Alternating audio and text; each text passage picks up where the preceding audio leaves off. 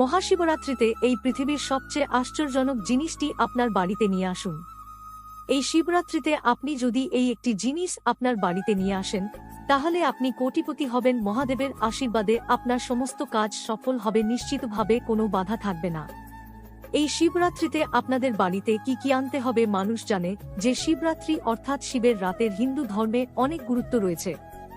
এই দিনে সমস্ত নক্ষত্র এবং সমস্ত দেবতারা মহাদেবের পূজা করেন, তার স্তবগান করেন, তার পূজা করেন এবং গ্রহণ করেন আশীর্বাদ। এবং যদি আপনিও শিব পূজা করেন, আপনি যদি ভগবানের আশীর্বাদ পেতে চান, তাহলে শিবরাত্রির দিন বাড়িতে শিব পরিবারের একটি ছবি আনুন।